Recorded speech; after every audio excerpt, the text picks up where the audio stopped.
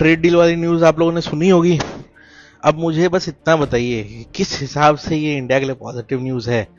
Donald Trump ने जो भी कंट्रीज उस पर जो टैरिफ लगाती थी उसका 50% उन पे लगाया था। तो इंडिया 50% लगाता था, तो उसका 25% उसने इंडिया पे लगा दिया था टैरिफ। अब वो 25% को वो रिड्यूस करके 18% कर दे रहा है। तो ठीक है, 7% उसने रिड्यूस कर दिया। बट इंडिया जो 50% लगाता था वो टैरिफ को इंडिया 0% कर देगा। वेरी गुड, चलो कर दो, कोई दिक्कत नहीं है।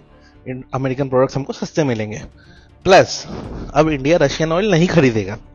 कोई बात नहीं, चलो ठीक है, रशियन ऑयल भी हम नहीं खरीदेंगे, हम वेनेजुएलन ऑयल खरीदेंगे। Very good.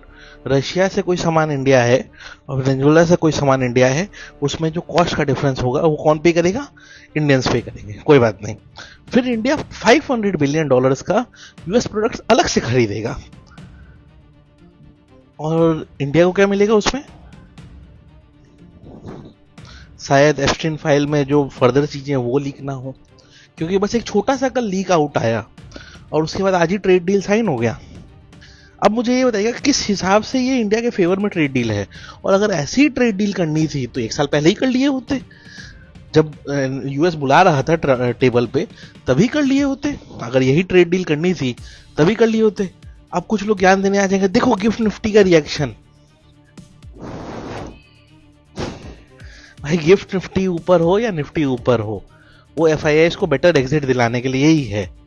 अगर 5 दिन बाद फिर यही लेवल पे नहीं दिखे तो देखिएगा। और लॉन्ग टर्म में इंडिया को कितना नुकसान हो रहा है, देश का रिसोर्सेज पूरा वेस्ट किया जा रहा है, देश को कितना लॉस हो रहा है, ये कोई नहीं समझेगा।